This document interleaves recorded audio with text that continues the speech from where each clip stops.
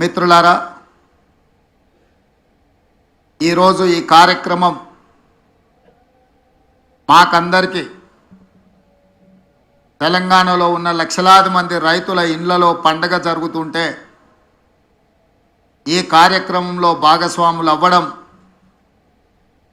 మా జన్మ ధన్యమైంది అని చెప్పి మా సహచరులందరం మేమందరం భావిస్తున్నాం.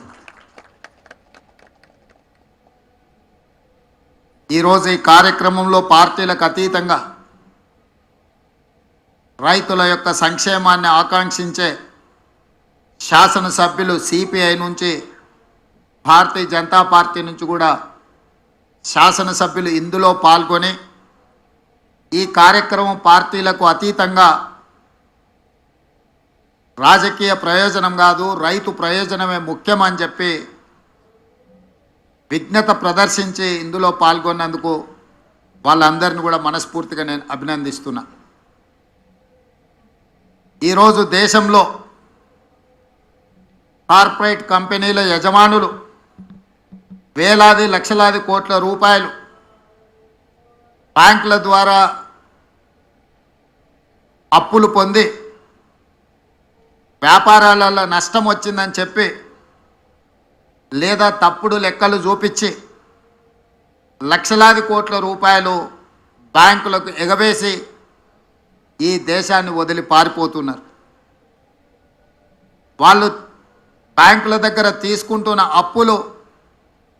ఒక రకంగా బ్యాంకులను మోసగించాలన్న ఉద్దేశంతో తీసుకొని ఆ కంపెనీలు దివాలా తీసినాయని చెప్పి బ్యాంకులను మభ్యపెట్టి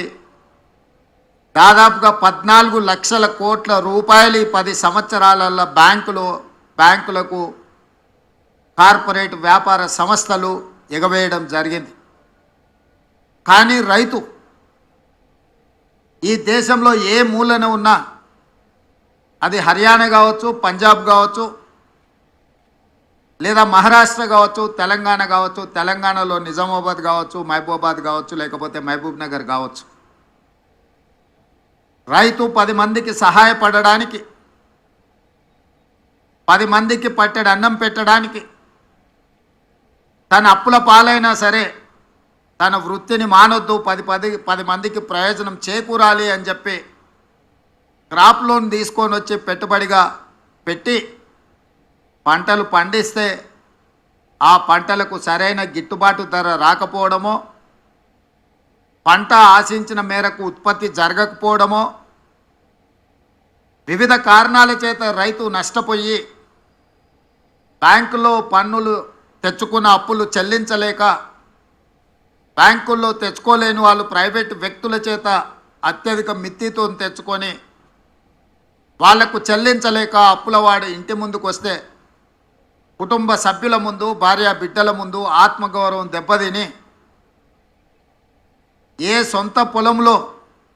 సిరులు బండాలి అని ఆలోచన చేసినరో అదే సొంత పొలంలో పురుగుల మందు తాగి ఆత్మహత్యలు జరుగుతున్న విషాదకరమైన సంఘటనలు ఎన్నో మనం చూస్తున్నాం.